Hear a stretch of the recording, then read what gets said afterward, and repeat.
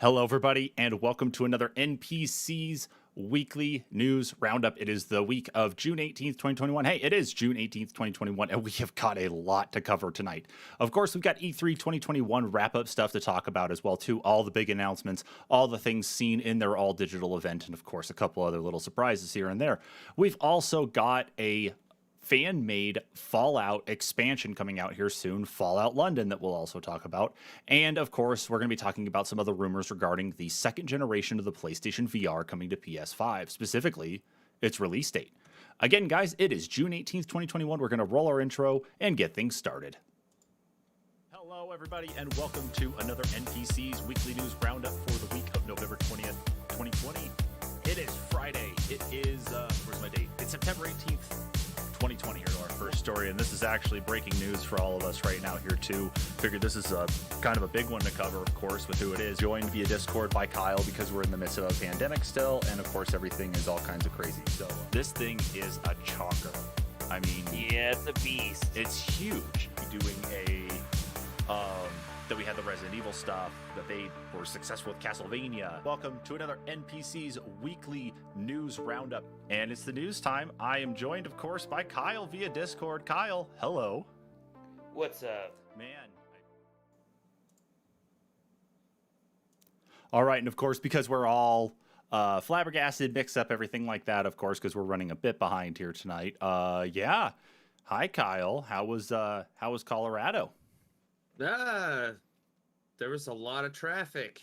Did you run into any drafts? No. No? Okay. That maybe you don't get that. No, I guess I don't.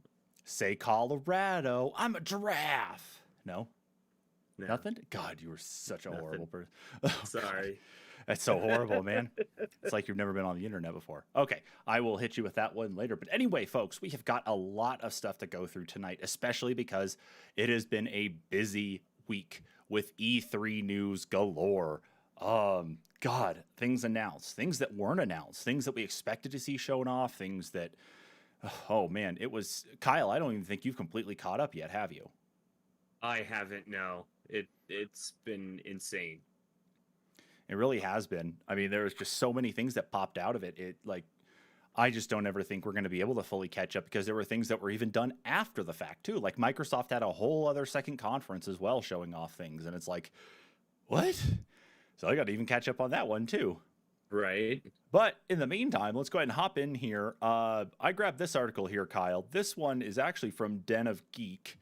And they actually had themselves a pretty good summary of at least the best and biggest announcements that we had out of E3 2021 this year. The stuff from Nintendo, Ubisoft, Xbox, Bethesda, Gearbox, all of that. So I just figured we'd go ahead and go through the list and talk about some of the ones that are on here. And of course, starting off is one of the big ones that we expected to hear about, but I guess didn't really have any, let me clear that out. Any sort of real information on, at least other than this, was that we actually got a trailer for Breath of the Wild 2. Yeah. Got a lot of details here, at least with it, at least to a point, I guess. Oh, wow, that's coming out of my freaking Bluetooth speaker here. Hang on. I got to change that around. No, I don't want that. I want out of you. There we go. Yeah, so it's when I watch it, it's got like some vibes that really kind of throw around not only Skyward Sword stuff, that's a lot of the rumor going around right now. Because of course you've got it starting off with Link falling through the sky. You've got the islands floating up in the air around Hyrule. And then on top of it, it has kind of a Princess Mononoke vibe to it as well. Cause it looks like Link gets kind of like infected by Ganon, but then also has this like power up ability with his arm now though too, to cast kind of some of the same things that he was able to in the previous game, as well as some other new ones like here, like this little like water teleport feature thing to get through different environments and areas. But you know, it was good to see at least that we were getting some stuff about Breath of the Wild 2. However, doesn't really explain a lot other than that everything's floating, something like Ganon is back. And they won't even tell us the title. Supposedly the title will give too much away. Yeah. So that's interesting. Mm-hmm. Um, I don't know. I still haven't gotten very far, in all honesty, in the first Breath of the Wild. Mm-hmm. Um, don't get me wrong, I'm excited about it. It's a Zelda game. And it looks like they've done a lot of cool things. Um, I I don't know. There's still a lot of cool things that are being discovered in original Breath of the Wild. So I don't know. It'll be exciting, I think. I really think it will be too, because Breath of the Wild really kind of set the standard for a lot of things. I mean, look at Immortals Phoenix Rising as an Hmm. example. I mean, that game really has like a lot of inspiration from Breath of the Wild. So, and there are some others that are out there as well too. I mean, Breath of the Wild is really just Zelda meets Skyrim, you know, and they just did a great job taking that series and doing it, and people have been cloning it since. Right. Um, but it's good to see. But yeah, apparently the title they won't release. Nintendo will not even say what it is, even though they have it, because apparently it will give too much away. So there's a rumor that it is supposed to tie in with Skyward Sword, thus the reason for the Skyward Sword HD re-release coming out here in another month. So it's very curious to see exactly what they're coming up with now. Uh, Right. of course, next up on the list, though, here, I'll switch back to it, of course, and Kyle's going to be buying this anyway, is that we Oh have yeah. another Game & Watch coming out here that's Legend of Zelda themed. It is going to be containing the first couple games on from the NES. So it's going to be Legend of Zelda and Legend of Zelda 2 Adventure of Link, and then Link's Awakening from Game Boy will be on here. So you'll be able to take those Hmm. games with you, just like you did in the previous Game & Watch that was just released. Be able to carry that with you. And then, of course, there's a really cool addition of a old school type of Game & Watch game on there, as you can see here in the trailer that has it as Link, just kind of doing this. Um, what is it? Vermin? Yeah, that's it. That was the name of it. Um, yeah, I actually really think it looks neat. But I mean, again, I know you've got yours, but you're definitely going to pick this next one up, though, for sure. Oh yeah. Oh yeah, for sure. This is I think this is a little bit cooler than the Mario one, in all honesty. Um that and I've beat the first one a couple times. I've beat the Game Boy one God knows how many times. I've Mm-hmm. only played Legend of Link, but or what is it? Link's Adventure, whatever. Mm-hmm. Um I don't know. It's really cool, and the packaging's super cool, like it was with the Mario one. I'll probably end up getting two on this one too. Keep one in box and then keep one Oh yeah, out for you to play with. Did you do that with yeah. the other one though? Did you get two of them and keep one in I box? I did end up Okay, getting two of them. Actually, one of them I've got right here. So there you yeah, go. Well, then when we record tomorrow night, you're gonna have to bring that with you so I can actually check it out. Then yeah. It's neat. I mean it's just Mario, but it's kind of cool. it is. I mean, it's one of those ways that Nintendo is kind of offering its classic titles without going the full Hmm. route of like re-releasing them on console. It's like, here, we're going to give you something without actually going back and doing any emulation or backwards compatibility. Here is a device that then you could pay us extra money for to get these old games. You know, in all honesty, it'd be really cool, and I might get a lot of flack for this one, but it'd be really cool if they did like Mario 64 on a Game and Watch, and that's the only thing that was on it. Mm-hmm. I I don't think you're know, going to see I that, but I know it, and it kind of defeats the imagine premise of what the Game and Watch was. You know, the simplicity of it, and that's yeah, and that's why I don't see them going but past something like Super Nintendo. I don't think they do anything right, that has a joystick. right, but it'd be really cool. You're not wrong. It would be. It very well would be. Moving on here, of course, one of the bigger surprises, of course, we didn't get any talk about Metroid Prime 4, but we did get Metroid Dread, which is a direct sequel, follows up right after Metroid Fusion. Um, it's the one thing I don't like about this is that it's the way they describe it as being a 2D game. It's not a 2D game. I mean, it's a side-scrolling game like a Metroid one would be, but it's not 2D. It's more 2.5D, but Not even that. Like, what the fuck does that even mean? Yeah, I don't know. I wish they just just adopt it and call it a Metroidvania. You know, call it what it is. I'm excited for it. I'm all about those style of games. Hmm. I don't know. I just don't get like why they'd call it 2D because it is 3D. It's just it's from the side. I mean, they called like Mario Super Hmm. Mario 3D World, and it was, or not even that. It was like the new Super Mario Bros. Games were all basically the Hmm. same way. Their platformers going inside, but they are in 3D. So, Yeah, and see, like I feel like this is more of that 2.5 aspect where it hmm will kind of cut off to the side a little bit more, kind of behind you as well at times, or change the hmm perspective so so you're able to see the 3D aspect of it. Um, I don't know. I I don't care about the description. I'm still excited. It's another Metroid game. yep, The amiibos, I think that they've done just enough with them yeah, because of what they've announced that they're going to do is each of the amiibos, one the Samus will give you a health tank upgrade once, and then once a day you can use Samus, that being once every 24 hours on the console time. You'll be able to use Samus to refill your energy completely. hmm. And with the robot, you'll be able to give yourself an extra missile pod, which is 10 missiles, and refill all your Okay. missile pods once daily as well. Okay, So, so they are giving us some new amiibos for this, but then they're mhm. also, are they going to give us a new amiibo for Samus in this suit, and then are they going to use the Yes. original amiibo as well for Samus too? I believe it's just the two new amiibos, the way it sounds, that will work Okay. with it, and it's the Samus in the new suit and the new robot. Okay. They're pretty much sold out, of course, everywhere, just like the collector's edition, which Shocker. means this might actually be the best-selling Metroid game ever. Very possible. Very possible. That's cool. I knew that Ben was having issues. I saw him talking about that on Facebook that he had trouble even Hmm. securing the collector's edition, but it looks like he secured the Japanese release, which is going to probably be better for him in the long run.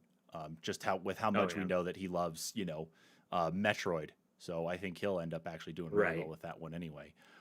Uh, but of course, yeah, no, there was only one small mention of Metroid Prime 4, so this almost kind of feels like a not necessarily a placeholder. I think it's going to be a really decent entry into the Metroid universe. Just it's a bit of a surprise to see it like this and not actually Metroid Prime 4. So, I think I really hope that they still have the Metroid Prime re-release of the trilogy and Metroid Prime 4 around the corner here soon. Because I think Metroid has an anniversary coming up here soon, don't they? I can't uh, remember. good Um, question. Actually, I don't know. but Hi, guy. I don't know. I think this would be a nice little stepping stone to have more Metroid games progressively come out, Right. more like what they're doing with Pokemon. Not like an every year thing, but I'd like to see more than one a console generation. Mm-hmm. I I would mean, we also got like that to with as the well. Wii, and it wasn't the best seller, or it wasn't the best selling. But it generates a larger fan base. I feel like all the Metroid games have generated a larger fan base long after their playtime, or long after their release. It doesn't happen in the first year ever, and I think it's going to with this one, and hopefully that'll pave the way for more Metroid games to come out more consistently. Or maybe soon enough, you'll see a Metroid Game and Watch coming your way too. Ooh, There you go. You're welcome. Keep that one in the back of your head. maybe. I think I'll Well, just stick with the the Nintendo Online, uh, just Super NES Metroid, what are you doing, dog? Hi, Puppo. because that is available to play through the Super NES service on Switch Online. Ah, okay. Okay. Yeah. Well, with that, of course, we got more information here. Moving on to our next game, we also got some more information about another fighter for Super Smash Brothers, but this time it's not a sword fighter. We actually got No, it's a fist Kazuya. fighter. Yeah, Kazuya from Tekken, of all of them. And I Yeah. gotta say, the start of this trailer was pretty crazy because I knew it was going into Smash Bros, but it's just the way that Ganon looks just dead, being carried over there and then thrown into a volcano. Um, I think they're playing back more into the with the video, or maybe even more of the videos now, especially the whole idea of, it's action figures in your bedroom that you're playing with, like you're reliving that scene of Kazuya throwing oh shoot, is it Hayachi? I think it's Hayachi that he does it too. I don't remember. But reliving it with every character. Not very possible. I don't know. It's kind of neat. The idea of it's cool. I like what they're doing with the videos now for the character releases. Yeah, but I had to fast forward here. I think I'm at the right spot for the end here. When he goes to throw Kirby off the edge, and then Kirby just floats back and away. Yep. That's great. I knew that was going to happen. I was like, it's Kirby. That's exactly what it's going to be. And then just up and over the side. Where is it? Yep. So there was that one. Of course, WarioWare is also back too. We're getting another WarioWare game. Get it together. I don't think there's really much to say about WarioWare. Everybody knows it's a bunch of mini games there together, just a lot of challenges put together by Wario himself. That's that one was kind of leaked out in a supposed, like in a survey that was being sent out by Nintendo that says like, would you buy a new WarioWare game at this price or something? So that was kind of leaked out early. But yeah. Besides that, though, and some of the things that weren't talked about here, we've also got a new Ace Attorney game coming out also for the Switch. That one is, what was that? What is it? The Great Ace Attorney or something like that. The Great Ace Attorney Story, something like that in name. Oh yeah, I can't remember the title. I think it's the Great Ace Attorney Chronicles or something, isn't it? That sounds closer to it. I'm sure that's probably what it is. Yeah, but it's supposed to take place before the original Ace Attorney games, if I'm not mistaken. Yeah, it shows. Yeah, it looks like it shows a younger Phoenix, right, as he's kind of like learning things out there in the world. So, carrying on, of course, we've got a hack and slash game set in the Final Fantasy universe from Team Ninja. Final Fantasy Origin. It's actually Stranger of Paradise Final Fantasy Origin.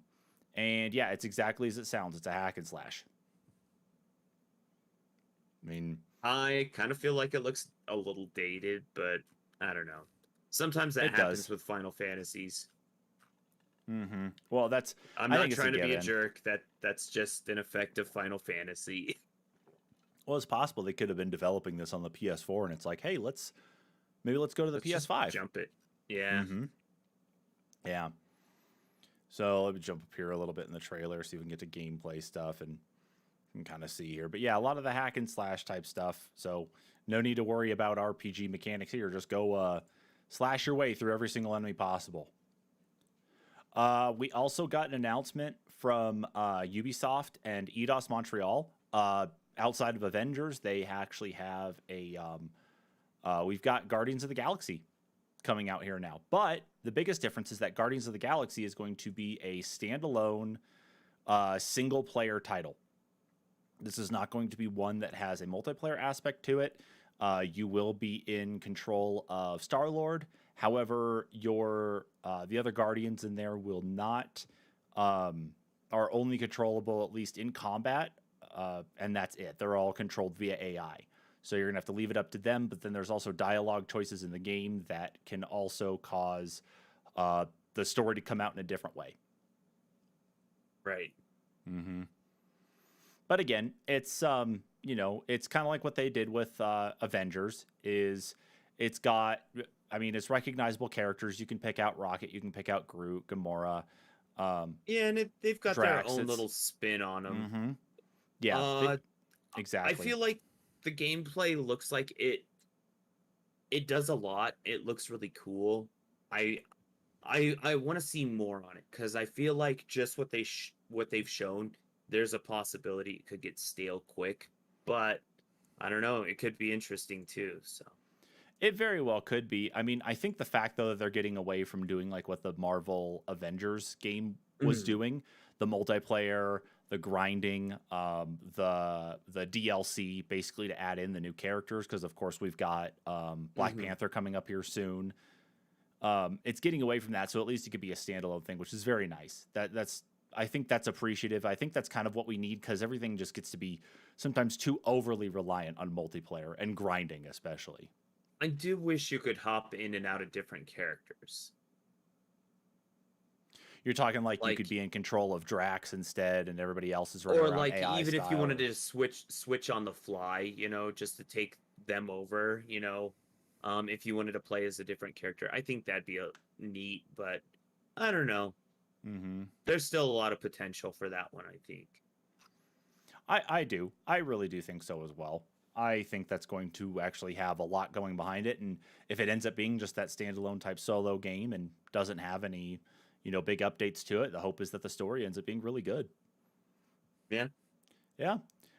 Next announcement we had up here, of course, we're kind of getting into some Xbox Bethesda things here right now, of course, is Redfall. So it's a new game from Arcane Studios, and it is a 4v1 game that deals with vampires.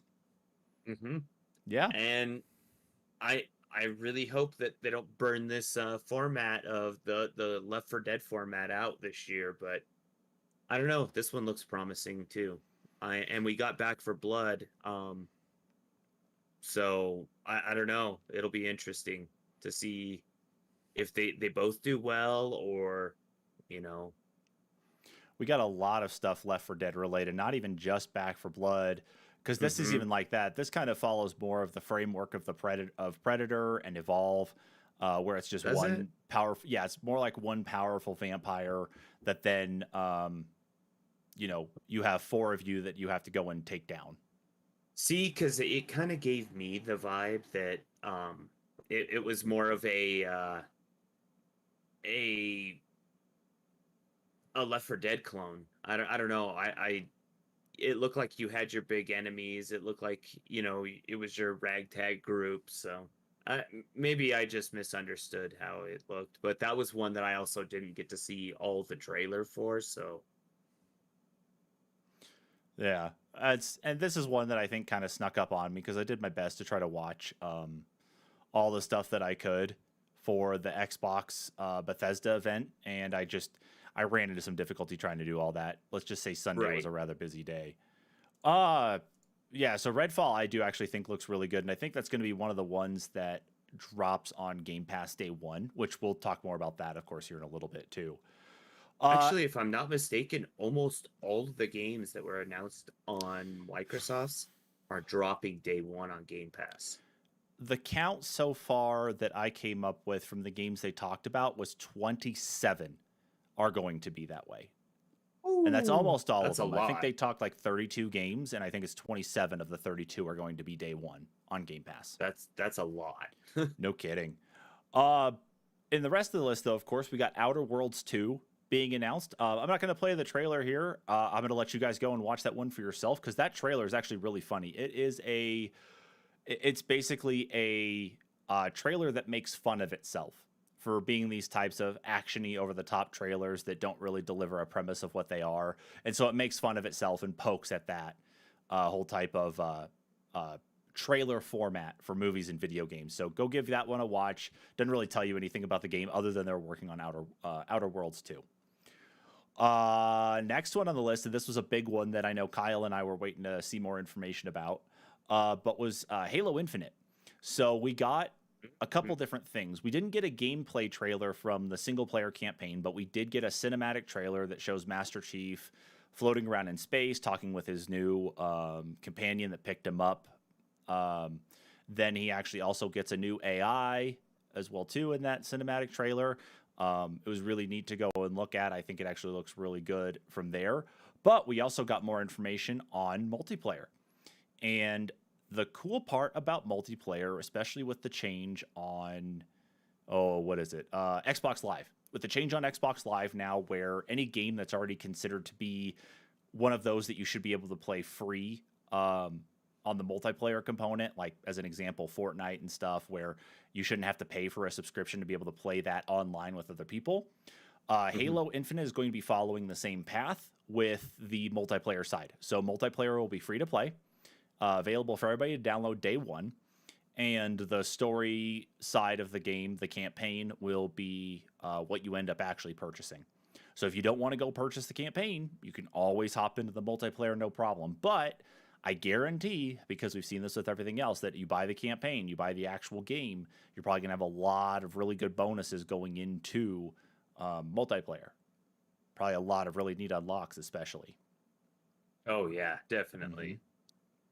But what I like, though, is that I think multiplayer helps really well with it, is that the actual animation and graphics in here do not look like they did when we had the original trailer back in 2019 for Infinite. We don't have the infamous Craig problem. We don't have, we don't have anything like that. This actually looks really good. I mean, what do you think? Did you watch this one? Did you watch the other one, the extended gameplay one? I watched a couple different chunks. I don't think I ever watched a full complete trailer, but everything that I've seen, man, it looks super cool. Like the game looks gorgeous. They've come leaps and bounds from what they originally had shown. And like I said, when they were showing it, I said this the same time last year, for like, I think it was Summer Games Fest when they were showing it, or whatever. But it was like alpha. That's like pre-alpha footage. So it's gonna look kind of shitty. I mean, you have to expect that. And, saying that and looking back at that now and looking at what we've got now, I fully support what I said still. And I get you there too. I do. Yeah. That's where I'm still kind of like cautiously optimistic about things I mean, we talked about this in the last episode of the podcast, is that I'm cautiously optimistic about Halo Infinite, but I think there's a lot here, both in that cinematic trailer, because it kind of gives an idea on the story, at least a little bit, and the multiplayer really helps to kind of make that confidence grow and be a lot higher than it was prior to. So I think that's going to be awesome. That is going to be a thing. And I think Infinite's campaign may also be a Game Pass day one. I don't know. Yes, it will. Yep, the campaign and multiplayer will launch during holiday 2021 with a day one launch on Game Pass, which the holiday 2021 thing was also a surprise announcement because the expectation was based on what 343 had said was it was going to be released next year. So it coming out this year works for me. I'm not going to fight that at all. Right? Yeah, I'm excited for that. I think it's because 20th anniversary of Xbox and 20th anniversary of Halo Combat Evolved is in November. So it makes sense that they'd want to keep that as close and as tied together as possible. Yeah. Yeah. Next up on the list, of course, was a big one. So as soon as Bethesda took the stage there for their E3 presentation, or at least their part of it, they finally gave us a teaser cinematic trailer for Starfield. All that they've told us so far is that Starfield is going to be their first brand new universe in 25 years, that it's, Todd Howard joked about it, that it's going to be the Skyrim of space. But besides that, it's just a space-based RPG, and we don't know exactly what else is going to be happening with it. The cinematic trailer doesn't really say much, except potentially like stuff with colonization, traveling between those colonies on different planets, perhaps. There's definitely guns in this though too, so I don't know why, but I'm expecting Kyle to see, or at least hear, some arrow to the knee type jokes throughout this freaking game. It'll probably be a laser bolt to the knee or something. Yeah, I took a moon rock to the knee. Yeah. Yeah, getting described as Skyrim in space. I guess that means Todd Howard's going to try and put this on the next Dragon flight up to the space station, right? Yeah, imagine them playing it's going to be playable on your Tesla too, and on the next 3 generations of consoles. I really hope not. I don't want to deal with any of that right now. That's the last thing I want to think about, especially because Of course, maybe Cyberpunk is not, coming to Tesla. because you think about it. Todd Howard's big thing was, you know, if people quit buying it, then they quit putting it on different systems, right? Mm-hmm. Well, if you get Game Pass, then you don't necessarily have to buy it. Mm-hmm.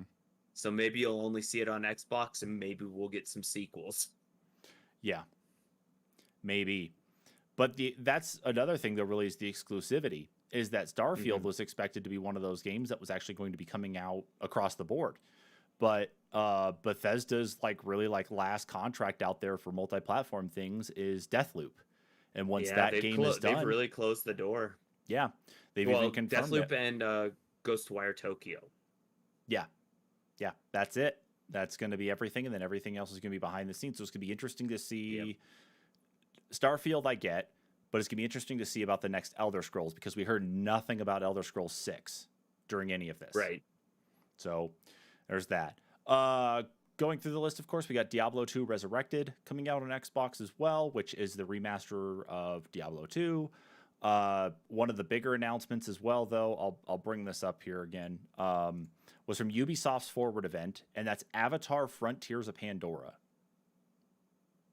I mean, it literally is a Avatar I'm not going to game. trust it as an announcement because it's just cinematic, and I hate it when companies do that anymore. It's like maybe it'll actually be a game when I see gameplay. True, and that's what Um, none of this was. Yeah, I look at Platinum games. Look at Scalebound. I was supposed to have Scalebound like what 4 years ago, 3 years ago. Oh my god! Now I remember. Yeah, As soon that as you looked say that, I had really to think about cool. it a second. I for some reason got Dragon Age stuck in my head, and then it's like, wait, no, I remember because that one was a launch title for the. Was that for a launch title for the Xbox One? No, I don't think so. I think it was supposed to be a launch title. It was supposed to be a launch title for a Sony system originally, and then then it got dropped, and then Microsoft picked it up from Platinum, and then yeah, it was supposed to come out in like 2015 or 2016 or something like that, or that's when it first got announced, and then got dropped in 2018, I believe. Got it. Okay. Yeah. Yeah, I remember it was. Yeah, it looked like it was supposed to be something really cool, and then I think it ended up just being very repetitive, and that there wasn't enough to keep people as engaged with a lot of the back and Mhm. forth. So, yeah. Let's see, what else did we get here? We got Mario and Rabbids Sparks of Hope, another Nintendo Switch exclusive, of course. It's going to be another Mario and Rabbids game. However, it's going to have more assets built into it from the Super Mario Galaxy series. So you're going to see some more of that in there too. Far Cry 6, excuse me, is dropping in October, and they've already talked about DLC for it too, which includes Voss coming back as well, which is kind of cool, and a couple other enemies from some previous Far Cry games. I will fully admit I've never played a Far Cry game before, so I couldn't even name off the rest of them. I know. We've got an Assassin's Creed Valhalla expansion. They didn't actually put any date out for when these ones are going to be coming out, though, too. And then, of course, where a lot of people are really expecting some good details on it, of course, it's right here. Let me flip back to it. Is the new Rainbow Six Extraction game, originally called Rainbow Six Quarantine, which I'm sure they probably dropped the quarantine name following all the stuff with COVID-19. Yeah, whoops a doodle on that title. Yeah. So Rainbow Six Extraction is it is not necessarily similar to like Rainbow Six Siege. It looks like what they did is that this was based on a event that they had in Rainbow Six Siege that they decided to go ahead and spin off to an actual standalone game. You and 3 others are going to be responsible for going through different areas and taking out this like alien infection type threat. And of course, as it says here in the article from Den of Geek, according to the game's description, if an operator fails to get to an extraction point, you and your team will have a choice. Leave your operator behind to push on for bigger rewards, or head back to mount a daring rescue. Those who don't make it will find their operator missing in action, making them temporarily unavailable for future missions. This only means the only means of recovering an MIA operator is to extract them before the parasite takes them over completely. So that means then that if you have a operator that you actually like working with and you end up getting left behind, you're not going to be playing with that operator for a while. So that's kind That's of neat rough. there. It's neat though, especially the consequence though. It's like really But that putting more also focus kind on the of, team playing side. yeah, and honestly, if that's like, did it say that was single player, or is that just like when you're playing? This Oh is no, the. so it is one of the people. Mm-hmm. I wonder, so do they pick up a different operator then, or how's that work? My guess is that at the beginning of missions, you probably get to pick who your operator is, and then if you end up being downed, Okay. then yeah.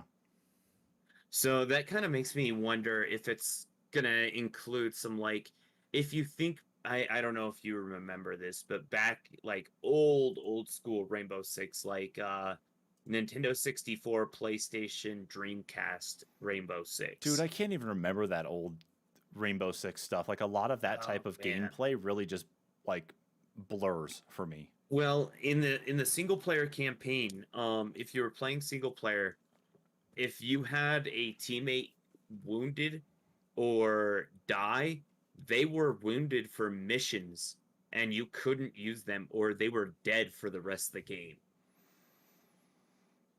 Yeah, so it Interesting. was, yeah, similar to some other games that are out there now. You think about it. Mm-hmm. So Yeah, that's neat that at least that was a mechanic that goes back as far as the old Rainbow Six games. That is mhm. something that they're bringing back then, at least for this. That is really cool. Not gonna fight that one bit. I've only played a little bit of Rainbow Six Siege, so I don't really know the operators very well. I just kind of pick what I Mhm. like when at least I can get like when they have their free weekends and I can play it. So I don't have anybody to pick there, but Extraction does look really neat though. It's gonna be. I'm curious to see if they end up making that one something like Game Pass related in the near future. But Ubisoft right now, at least with a lot of its game stuff, has a partnership going on with Amazon for Luna right now. So Mhm. it's very likely we won't see this make its way to Game Pass then anytime soon. Right. Uh, Now, of course, in the Den of Geek list here, again, this is based on their stuff. I thought at least it was a good comparison here, or at least a good level of things here.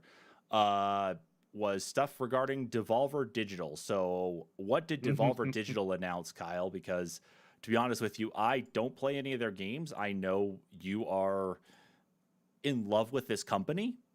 So, Oh maybe yeah. you can fill us in here on what they talked about.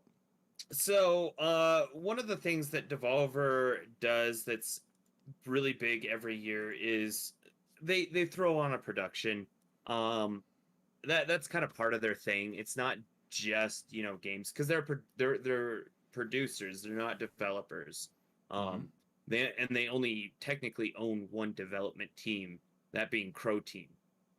As far as I know, it's just one. Mm-hmm. But so their new thing was the monetization of like services and stuff, going on from the future. Um, but some of the games that they talked about, we've got some actually really cool one. I'm trying to skip forward because I'm trying to remember all of them. That there was so much that they talked about the Devolver Max Pass. Um, Okay. Well, they've got like what is it? The first trailer here they're showing off gameplay wise is Shadow Warrior 3, I think is what the yeah. number was. It And if just looks you like haven't Doom. played a Shadow Warrior game, they're you think Serious Sam, you think Doom, but it's super funny. You're a Chinese guy that has some psionic powers. You have a katana as a melee weapon, Right? but it's a lot of run and gun, just massive amounts of enemies. They've taken a lot of aspects from Doom, like the grappling hook. Um, that I wouldn't even it call just this looks really I cool. wouldn't even call it that. This looks like Doom and Doom Eternal with the way this Yeah. gameplay is set up here. Like that's what it looks like, just with a few more goofy bits. So, um, yeah. But what else did we get from them though, Kyle? Then there was another one, the Trek, what was it, Trek Tiomi or Toyomi. That was like a side scroller black and white samurai game. Looks to be kind of cool. There's some stealth in that one that looks really neat. Um, there was a temple run style game after that, but it's first person that, and that one looks really cool. That one's actually on my wish list. The Phantom Abyss.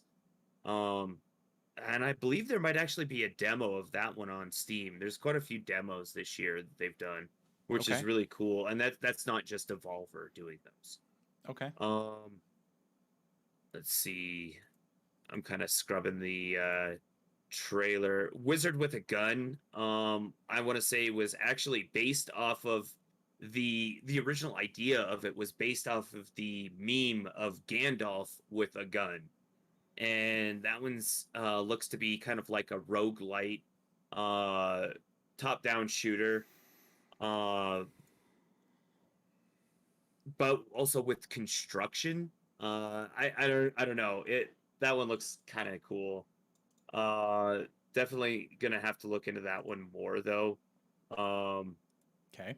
let's see.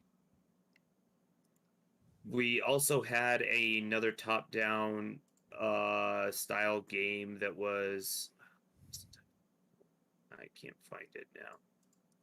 Oh, there it was. And I just missed it. That one's actually by I believe the people that did, or some of the people that worked on, uh, was it Binding of Isaac? I could be wrong on that. Don't quote me, but it's Death's Door. That one is supposed to be getting a physical for Switch as well, so that'll be cool. Okay. There was a card game that I can't recall the title of, but it looked a little silly. There was also a mobile game, the Tumble Time, that is a new venture for Devolver, but I think that's also them poking fun at Sony a little bit because Devolver tends to do stuff like that. And then there was another one, the Western game that's top down. Uh, Throttle something. Demon Throttle. That one's done. That one's probably one of the ones I'm excited the most about from Devolver. It's a 8-bit style top-down shooter. Think like 1942 or Gunsmoke. But the game starts out with a dramatic scene in 8-bit of a demon attacking a woman, and then a cowboy coming up on screen saying, "That demon kissed my wife," or something. And yeah, just co-op, hilarious top-down shooter action. Yeah, that one you had told me about even prior to because they announced it before their event there, and you had sent me the trailer to it. And yeah, I gotta say, like, that one does look goofy, but I really like the way it looks though, and so that's something I want to play, especially because I played a lot of 1942 as a kid in the arcade. So I'd really love to be able to play something similar to that, but it's a Western game now. Right. Yeah. And I may have missed one or two in there, but Meh. like I said, that one it's like you get excited about one or two of the titles, but it kind of gets mixed in with the excitement about the actual set that they do because they always put on a big production. Right. They like to be as goofy as they can. Oh yeah, and I don't know. It's just the culture of the way they do things. I don't know. It's just the Devolver way. Well, very good for them, of course. I mean, I know how much you really like Devolver games, dude. I really do, and like I said, I think that Western top-down one actually looks really fun. So I'm looking forward to trying Yeah, that one out and with you here this next year. honestly, like I said, I've said it before. My Mm-hmm. my love for the Devolver games comes out of their uniqueness and style. So I really wish more people would check them out because of it. Maybe it's very possible. Maybe E3 Yeah. 2021 might have actually helped to bring some of that like forward for them. So maybe we'll actually see a Yeah. pickup there on some Devolver Digital stuff. Yeah, there are a lot of people saying that they probably had one of the best showings other than Microsoft actually at E3 this year. So Well, that's really cool, and I'll have to make sure to go back then and watch their stuff because I usually pass over some of like the. I don't really want to like do this, It's like I don't really want to call them Mhm. this, but in my mind, that's kind of what it was at that point. Is like the not important part of it, Right. I mean, there's a lot like, and to be honest, it's like to stay caught up on everything. It was just obscene this time around for the number of things that we had going Oh on, yeah. all like hand in hand. It was just trying to catch up and stay on top of things has just been a nightmare, and it still is to this day because there's still so much more to go through. So yeah, but I'm hoping at Definitely. least though it'd be really cool to see Devolver Digital stuff pick up, and I'll pick up that Western game with you though, Kyle. Okay, Oh, we'll heck play yeah. that one for sure. Heck yeah. Moving on here in the rest of our game announcements, of course, finally we got some more information on Elden Ring, which Elden Ring, of course, is the action RPG that's developed by From Software and was worked on story-wise with George R.R. Martin of Game of Thrones fame. It's been kind of quiet on what was going on with it, but this trailer here kind of gives us an idea of exactly what it's going to be, mostly. It Mostly. definitely, yeah, it definitely is really digging into what From Software is known for, with a lot of um, which one was it? Demon Souls or Dark Souls was From Software, both. Both actually. There you go. So all the different Souls games really kind of fall into this. So you're going to see a lot of things that will stick out and look like that, especially. But the question is going to be more than anything is what the difficulty is going to be like, because like for Kyle and I, this type of stuff just doesn't really fly as much. Like we've tried our damnedest to try to push through Souls games and just have had really like no luck. However, one of the differences here compared to that to Souls games is that you actually have mounts you can ride around on though too. So you're going to have things that are going to jump out, scare the crap out of you, look like they are right out of Demon Souls and Dark Souls, but definitely some tweaks there to fit in with what George R.R. Martin has come up with at the same time. So it does look very cool. And of course was given an announcement or a release date of January of next year. So you don't have too much longer to wait. Only about 7 months to go. Right. Next up, of course, I'm not going to play this one because I think everybody, of course, has enough details here anyway. Death Stranding Director's Cut is going to be heading over to PS5. So if you did not get enough of the walking and bridge building and Norman Reedus simulator, by all means, you can now do it again on PlayStation 5. Right. Good for you. Let's see here. We got 2 more here to talk about, and that kind of wraps things up on this for now. Of course, there's a lot more that happened. Tiny Tina's Wonderland is also coming out. This was announced by Gearbox during their event, and they are going to be taking the expansion Assault on Dragon Keep that came out for Borderlands 2 that featured Tiny Tina and basically doing a Dungeons and Dragons style type spin-off event and actually turning it into its own game. So this is not a expansion to Borderlands 3. This is actually a standalone title. There will still be the exact same Borderlands formula that everyone is familiar with. Lots of guns, the 4-player interaction, or 4-player co-op, excuse me. So lots of things to do in this, but of course more of the emphasis on this Dungeons and Dragons game that they actually have in there. Bunkers and Badasses or something? Bunkers and Baddies? I can't remember what the I think it's other group is. badasses. Yeah, I think it's bunkers and badasses. Yeah, I can't remember 100%, but close enough though. So that is what's going to be coming out from them. It looks fun. I think that's actually going to be really neat to actually see this one come up. Because then it's like it's not an expansion to Borderlands 3. So, some of the standalone stuff is really good. It's going to be neat to actually see this one though, and it's coming out early next year. So, not too much longer also to wait on that one. Then, of course, the last big thing here we'll talk about on the E3 stuff because there's so much, but we'll focus here on one of the other parts here is that Battlefield 2042 actually got a good reveal trailer too, specifically reveal of gameplay. So as we know, of course, we had the cinematic trailer. Excuse me, I can't think here. We had the cinematic trailer last week or about 2 weeks ago, excuse me, that showed off kind of some things that are going to be going on in there. Now we got some good gameplay footage here. As the trailer actually said, this is actually showing off a 128 player battle, so 64 v 64. It's still going to maintain the same team mechanics as it did in previous Battlefield titles. You're still going to have your vehicles. You're still going to have weapons. They actually show off a little bit here of these new specialist classes, though, too, or at least the modifications. You could see a grappling hook there in the trailer. Weather is also going to be a big proponent in this as well. So you're going to have, or at least a big factor when it comes to the game. So you're going to have things change, the tornadoes, the dust storms, other storms, though, too, as they creep up. They're going to really change the way the game is going to end up being played. Destructible environments are always going to be a part of the Battlefield stuff, especially following Battlefield Bad Company. So you're going to have a lot of things that blow up in here. So don't camp in many places. You will get screwed. Tell you that one for a fact. And yeah, wingsuits as well too. That's actually going to be a fun one. To be able to at least wingsuit off of buildings instead of just the parachutes, because you and I have been playing a lot of Battlefield 4 lately. And of course, with Battlefield 4, you're only limited to the parachute.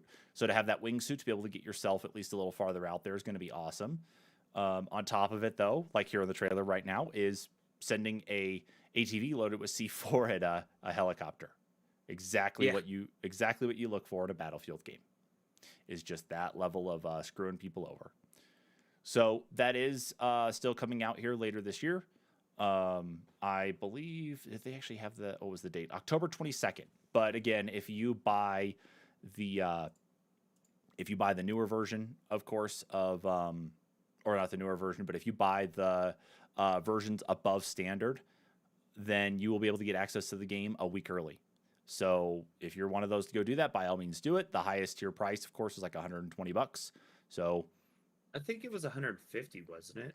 It's 100. I think it's 110 for PC. You could be right. I think it's for 110 for PC, Xbox One, and PlayStation 4, and 120 for Series X and PlayStation 5. Oh, okay. Yeah, because it's one of those titles. We're now getting to that point that we're going to start seeing more and more stuff released at the $70 price point. I guess the only last two things to mention on the E3 part, because there was there was so much. We only touched a small amount of things here. We got no announcement for a Switch Pro. We absolutely had like zero showing of a Switch Pro before, or anything. And I called it. I know you did. Yeah, you win that one. So we had nothing talked about with a Switch Pro. It's very likely that Nintendo will want to reserve something like that for its own hosted event that's not tied to anything else. Mm-hmm. So I wouldn't be shocked to actually see a special event that then has the new Breath of the Wild game in 4K, like that trailer that we saw shown off again, of course, upscaled or put in 4K. The original Breath of the Wild being re-released in 4K, that right. Type of thing. Being shown off. Besides that, the last thing I'll mention here of E3, and this was kind of a funny, and I'm buying one. I already told my wife. She laughed at me, but she said, okay, so I'm going to buy it. Microsoft is following suit here. Let's see here. I'm going to bring up the article here because it's not on the other one. Let's see here. Yep, I'm going to switch back over to this. Microsoft is playing into the meme here and will be releasing a Xbox Series X shaped mini fridge this holiday season. So it's ridiculous. If you are one who has been hiding under a rock for the last 2 years, back at the original announcement of the Xbox Series X during the Game Awards in 2019, the first thing that a lot of people made the comparison with was a massive fridge, just a massive black fridge. Well, Microsoft has decided to play into it a couple of years down the line and is now going to be releasing a fridge that is shaped like the Xbox Series X. Or at least it's going to be bigger because it will be able to hold, I think they measured it about like 12 cans of regular size soda going in there, like 12 ounce cans. So yeah, that will be dropping this year. So if you need a way to go ahead and keep cool while trying to keep your Series X cool, there you go. You can go ahead and get yourself a Xbox mini fridge this holiday season. And then you can actually say you got an Xbox as well. There you go. See, you put it up there. Because You don't even chances say are anything you about it. probably won't be getting one till next year if you haven't gotten one yet. That right there is the right answer. That right there is the right answer. And now, let's get into some other news, though, that, maybe we can talk about. And I've been talking a lot tonight. So Kyle's going to tell us this next story here. This story actually comes to us from Kotaku. This was a bit of a surprise because it didn't really show itself up anywhere. It was hidden away. Xbox One will soon be able to stream next-gen games. Kyle, really? What's going to be happening here? Yeah. As we enter the 6th month of the great console shortage of 2021 and the infinitieth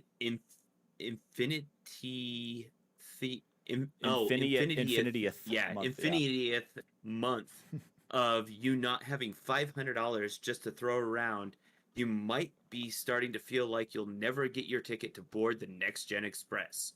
Well, take heart, because Microsoft is planning on making its slate of next-gen games much more accessible. As The Verge points out, Microsoft buried some pretty crucial info in a recent post that recapped its Xbox and Bethesda E3 showcase. The Xbox One will soon be able to stream Xbox Series X and S games. Yeah, buddy. And to quote them, that being Microsoft, we're excited to see developers realize their vision in ways that only next-gen hardware will allow them to do, wrote Will Tuttle, editor-in-chief of Microsoft's Xbox Wire. For the millions of people who play on Xbox One console today, we are looking forward to sharing more about how we will bring many of these next-gen games, such as Microsoft Flight Simulator, to your console through Xbox Cloud Gaming, just like we do with mobile devices, tablets, and browsers.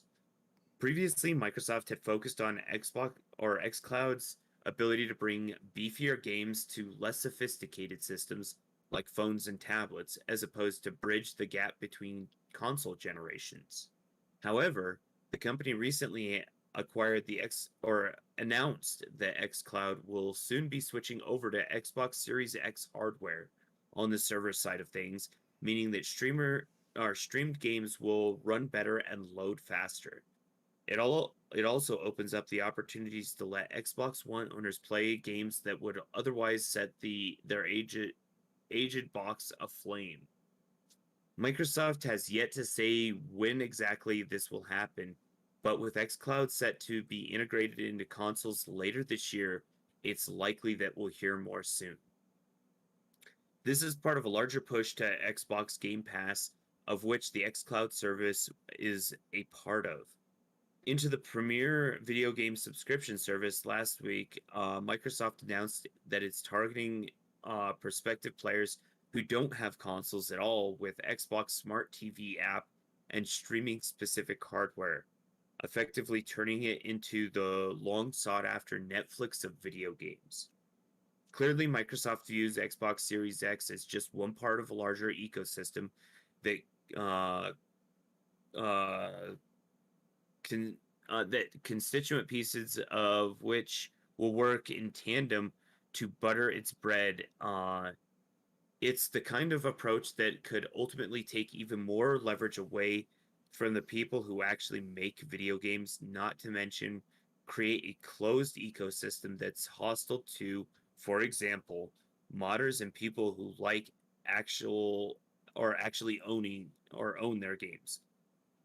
But the selling point here is clearly convenience, and in the regards, Microsoft seems to be miles ahead of the rest of the pack right now. Agreed. Especially with that one, fully. agreed. Because I like that. I especially like the fact that that's now a possibility, and it makes my Xbox One sitting back over here that much more of of something that can be used better by the kids than trying to use the Series X, especially if I'm on it. They want that quality experience, especially because the TV down here isn't 4K, but they can get, I think, 1080i, 1080p out of it. Things will still at least look and See, run well. and the way I kind of view it, it's like, well, they're giving more people the ability to play games, but I mean, Mm-hmm. if you really want to play games, you're gonna if you really want to be the gamer, you're gonna play it one of two premier ways, or premium ways, I should say, either on the console or on PC. And if you're playing on console, you're obviously playing on a unit that's specifically tailored towards the gaming side of things. Mm-hmm. Whereas PC, yes, it has a good chunk of gaming, but it also has access to the rest of Microsoft's enterprise features as well. Exactly. No, exactly. That's a very, very big point there on it, too. But the fact, though, that now that they're going to be offering game streaming through the Xbox One means that your Xbox One, your Xbox One S, the One S All Digital Edition, the Xbox One X now become those consoles that aren't going to necessarily be left behind in the dust. They will be on the Right. physical side of things, but at least in the grand scheme of it, it means that you'll still be able to play these newer games without having to worry about shelling out $500, $400, whatever, to go get yourself a new console. That, and I think this also shows that Microsoft is wanting to and willing to work with other companies to try and put Bethesda games like back on systems. It's like, oh well, just put our app on there, Mm-hmm. Yeah, and and if then they, they could even potentially negotiate physical releases of Bethesda games or other Mhm. companies that Microsoft or Xbox, I should say, owns the rights to. yeah, yeah, maybe that will end up being the leverage, though, in the actual point that where we kind of see some of that, because we talked about it there in the E3 article, was about how Deathloop and Ghostwire Tokyo are going to be kind of the last things from Bethesda. So Bethesda's catalog is kind of is the leverage, is the actual playing card that Microsoft has up its sleeve, ready to use if anybody wants to start doing business. Right. It's one of those big things, especially I think when Elder Scrolls 6 gets closer to dropping. I think that's going to be the real big card for them to drop. Right. Yeah. So good stuff, at least out of that Microsoft is going to be doing it. I'm Mhm. curious to see exactly like what the quality is going to be like on the Series X, or not Series X, but on the original Xbox One for playing stuff like that. Cause I know it's a gig Ethernet port on there. But I guess it's just going to be how the console actually handles the game streaming part of it is all. Right. Just what it's going to be like. But if the phones handle it well, the Series X, or not Series X, but the original Xbox One is more powerful than those, so it'll probably be fine. Right. Anyway, let's move on here to our next story on the list, and this one actually comes to us from IGN. Cyberpunk 2077's latest patch continues to try and make the game run better on console. With the game about to return to PlayStation, CD Projekt Red isn't slowing down on console improvements. Cyberpunk 2077 has just released its latest patch 1.23 for PC, consoles, and Stadia. Among the usual mix of fixes, it makes clear that CD Projekt Red is continuing to work on making the game perform better on consoles. Announced on the Cyberpunk 2077 website, patch 1.23 includes various console CPU optimizations. While details lacking, CPU optimizations could help everything from frame rate to calculations made to improve the game's simulation. Whatever those changes, it's clear that the developers are continuing to work on the game's general performance on last-gen consoles, or in backwards compatibility on new-gen consoles. That's particularly important, and this is a big one here, in light of the game's return to the PlayStation Store on June 21st. 6 months after being removed from the service, Sony clearly now sees the game as stable enough for its sale on its store, but still made a point of telling users with original PS4 units that they will continue to experience performance issues with the PS4 edition while CD Projekt Red continues to improve stability across all platforms. Hopefully, patches like this will go some way towards remedying that problem. So, it looks like what we've got going on here is, of course, the return of Cyberpunk 2077 to the PlayStation Store, which is good news. I guess, at least that part of it's finally resolved. But that the patches have come out enough to actually make things more stable, more usable, and not really hold anybody back from playing that game. I mean, Finally. it took forever for me. Like, I mean, I downloaded that really big update that did fix some issues there, but Hmm. I haven't put more time into playing it. Um, I don't know. Just sometimes sinking time I into some of haven't that played stuff it just wasn't since there yet. probably February. I'm the same way. Maybe March, I think, after that Yeah. update. So, yeah, but at least it's good though, and at least it's returning there. So, at least Sony feels confident in it going back there. But of course, they acknowledge kind of the elephant in the room about performance issues. So it's just going to be waiting to see what people say about these patches and what things are going to be looking like on those older consoles going forward. Right. Yeah. In the meantime, of course, besides those patches there, we also got some modded stuff coming up here. So Kyle's going to talk to us about this story from Engadget. Fallout fans are making a mod that takes the series to post-apocalyptic London. So what's going on in merry old London then, Kyle? With Bethesda hard at work on Starfield, a new single player Fallout game is likely years away. But fans of the series have something else they can look forward to in the meantime outside of more Fallout 76 DLC. Ugh. Just as the curtain was closing on E3 2021, a team of passionate fans released a trailer for Fallout London, a DLC sized mod for Fallout 4.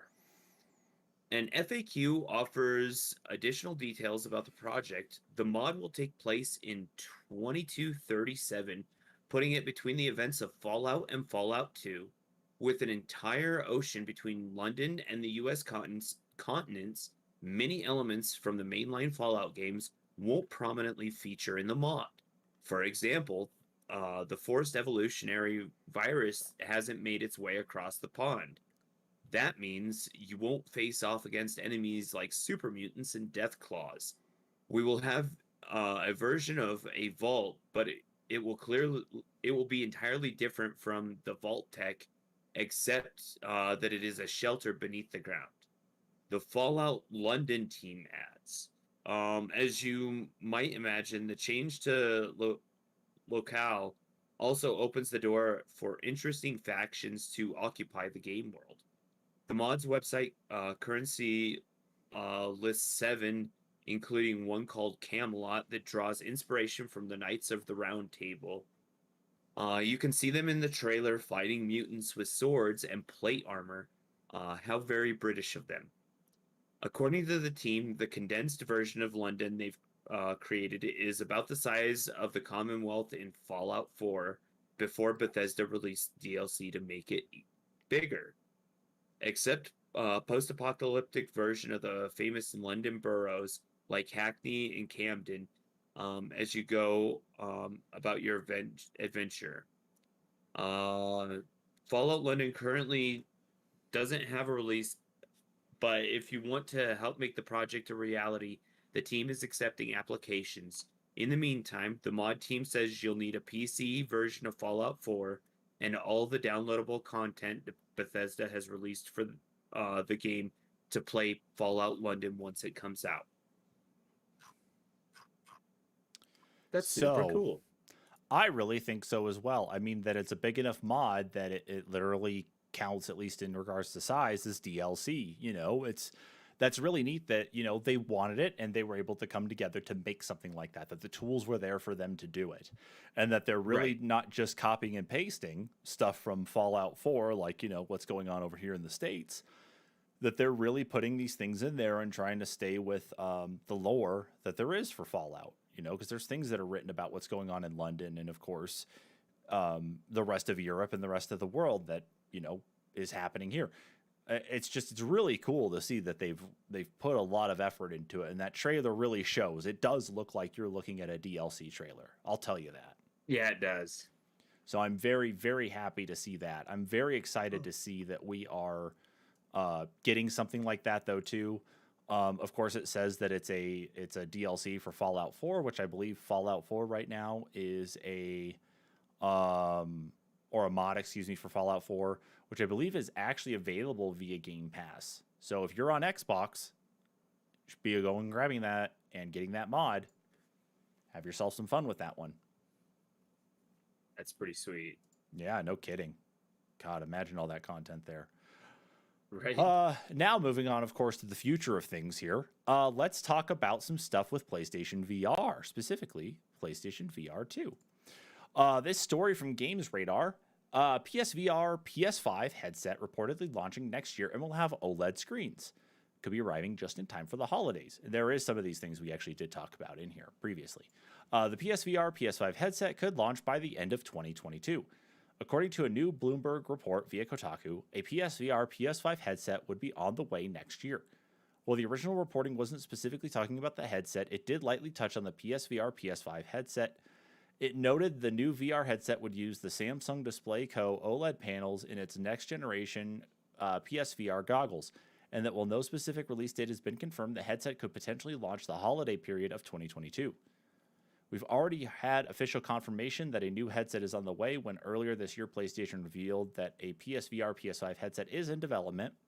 While we don't know what the headset will look like so far, we have seen the PSVR PS5 controllers for next-gen VR. The controllers are said to make use of haptic feedback, adaptive triggers, and finger touch detection.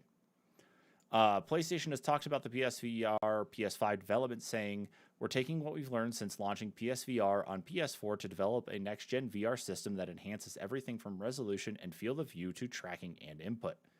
It will connect to PS5 with a single cord to simplify setup and improve ease of use while enabling a high-fidelity visual experience." It was also reported that the headset itself would be capable of 4K visuals and gaze tracking, which could certainly help many players with more precise control. For the 4K visuals, those rumored OLED screens would certainly help bring a sharper picture to users. So we just got new hardware. I mean, we talked about this previously. We talked about kind of what was going to be there with the eye tracking, with the adaptive triggers going into the controllers as well too. That the displays are going to be like, I think, like, what is it, 2040 by 2040 on each side. So, you know, you're talking about this massive display. It's like 2040 by 2000, I think. So you're getting a 4K resolution inside there, if not just above it. And that eye tracking should really help, though, too, especially if they go the route of the, I can't remember the name of the actual technology there, where wherever you're focusing at gets higher quality and anything in your peripheral vision is more so kind of not necessarily skewed, but toned down in resolution. So that way it's not using all the processing power there on the side things that you're not even looking at. Yeah, and I can't even recall what that was myself. So I can't remember the name of it, but yeah, it's So it is cool, at least there. I mean, holiday 2022 at least gives enough time for hopefully manufacturers to pick up and get PlayStation 5s out the door and actually out to people. And then this can be something that people will be able to pick up, especially because the PS4 VR headset will most likely be way behind the times anyway by the time this one comes out and by the time PS5s are actually in people's hands. Plus, it's just going to be easier with one cable to rule them all, you know, compared to a whole box of converters and mess. we can only hope. For you guys especially, yes. For you and Preston, both, yes. Yeah. So last story here for tonight. We've definitely taken up a lot of people's time. So let's go ahead and wrap this up here. Kyle's going to send us off here for tonight with this story. And this story comes to us from Gama Sutra. The relaunched Xbox Design Lab will let you unleash your inner artisan, whatever it is. Artisan. Yep. So talk to us about the Design Lab coming back, Kyle. Microsoft has relaunched the Xbox Design Lab to let players, developers, and basically anybody with an Xbox or hankering for a fancy paperweight create the gamepad of their dreams for the rather tempting price of $69.99. The program was paused in October last year ahead of the launch of the Xbox Series X and S, but Microsoft has flung open its doors once again to let console owners customize next-generation Xbox wireless controllers. The Design Lab lets would-be artisans tweak controllers in a variety of ways. For instance, it's possible to change the color of nearly all the external parts of the gamepad, including the body, back case, D-pad, bumpers, triggers, thumbstick, and more. An engraving tool can also be used to add a special message your name, gamer tag, or whatever else you can squeeze under the 16 character limit. But it'll also cost you an extra $10, so make it count. Microsoft has also teased even more customization options in the future and says the current iteration of the Design Lab is just the beginning, quote unquote. Our team, to quote Microsoft, our team is hard at work developing new processes, testing new materials, and innovating so that we can continue to evolve the Xbox Design Lab experience. Added the company. Over the coming months, we will share more information about new customization opportunities and new ways to personalize your gaming experience. If you needed a little extra inspiration, check out Gamma Sutra, or you can check out the Xbox new design labs. Um, you know, Xbox Design Labs is really cool. The one thing that it's missing is the ability to make a custom, um, like Elite controller.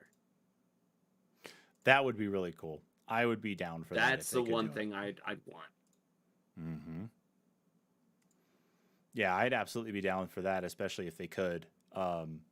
If they could do something like that. I just don't know if they'd be able to, just because there's so much that goes into the Elite controllers. I don't know if we'd actually be able to see anything like that. Like I just don't think we would. I could only wish, and these controllers are only a little bit more. I mean, you figure, granted, some of the molds and stuff are different for those controllers, but like if you offered the ability to have certain custom parts, like you think about the different iterations of the D-pad, for instance, that Microsoft has. Now they have a modified Float 8 D-pad coming off of their Float 8 that they released for the Elite controller. That was also part of their just standard 8 D-pad or four-way D-pad that came also from a D-pad that could switch from a four-way to a Float 8. So, and that was Hmm. just by turning the D-pad. What if you had the ability to put that switchable D-pad in a new controller? Or, what if they offered different actuators in the analog sticks? Hmm. No, that's a very good idea there, especially. Um, I think the problem though is that it ends up becoming that additional cost on things because I think back to the days of like the original Moto X when that came out, and of course the way that like designing your own Hmm. phone was kind of this thing. I mean, it's like it's all going to be the same shape, but you get the different backs to it, you get the different like startup Right. stuff on there and things. So that's cool, but then it becomes one of those things that if you're pricing people out of it, you're going to end up having all these leftover parts just sitting around, and you're going to have to incur all these part costs. So I don't. That's why I don't see him doing it. This is true, but I mean, when you're doing injection molds, or even just like printed stuff that's different colors like that, you have to worry about so many materials already. Mm-hmm. And it's not even that expensive compared to just a standard controller, in my Agreed. opinion. Well, yeah, it's just again, it's just more of like not necessarily the price for them, but it's just the price for all of us. Because an elite controller is what, $100, 120. The first generation was actually 150. The second generation, that was actually it doesn't have the share button that would be in the new Hmm. series controllers, Okay. because it was released 2 years before the announcement of the series consoles. That one's 180. Wow. Yeah. See, and Yeah. then that's where it's like even with all that changing out type stuff, that's oh, man, that just really like makes it. I mean, as cool as that would be, though, dude, it's just I just don't think you're gonna have that luck. However, Yeah, I wish. maybe what people need instead is to maybe we need to order some of these and maybe get ourselves some NPCs Yeah, some colored custom controllers here. Yeah, and kind of custom match their NPCs colors. controllers. Yeah, of course, get the NPCs written on it. I can't really zoom in much here, I think. No, I can't. Oh, well, yeah, I can. Okay. There you go. Get yourself some red triggers, some of these shock blue bumpers or midnight blue bumpers, the white button set, everything. It's like, yeah, there you go. You want to support us? Come on and buy one of these ones with us too, and you'll be all nice and happy. But yeah, anyway, it's whatever. It's just funny. Anyway, with that, of course, that's it for the news this week. Sorry, we were of course a little bit late there trying to get things taken care of, but we're here. We delivered. And of course, everything there is all said and done. So one last thing, though, to leave you guys with, let me go ahead and actually open this up here really fast, of course, is the other thing that Kyle and I, of course, are doing, and that is working with Open Critic. So every week, of course, we put out a news podcast on Friday mornings. You can download that on your podcast platform of choice. So if you just head over to opencritic.com, you can actually find the podcast link here to the Spotify side of it. You can just go ahead and select that, start listening to it. And of course, you can subscribe to the Spotify, go and search for Open Critic Weekly Recap over on your podcast platform of choice, or even Google it, and it'll bring up all the different places you can get to us there too. So if you like listening to us at night, giving you our commentary there, this is a little bit more scripted. So you might actually, you might be the person to enjoy that a little bit more, but that's going to be up to you. However, again, Friday mornings, Open Critic Weekly Recap, scripted news, all the fun stuff from us. And we talk about a lot more E3 stuff in that than we did here. So go and give that a listen. Besides that, of course, we are done. You guys know where we're at. Of course, our main thing is our own podcast, the NPCs. You can find that on our homepage, anchor.fm/the-npcs-podcast. All the different platforms are supported on are there. We're also on social media, Facebook and Twitter. We're also on YouTube as well. So if you're watching us on YouTube, make sure to hit that subscribe button and notification bell so you know when we go live and when we put up the occasional video here and there. Of course, also, if you're on Facebook, make sure to hit that like button. So that way, anytime we put something up new, when we go live, it'll be the same on YouTube. You'll be notified. Again, thanks everybody for tuning in with us. We will catch you guys all next week. Laters.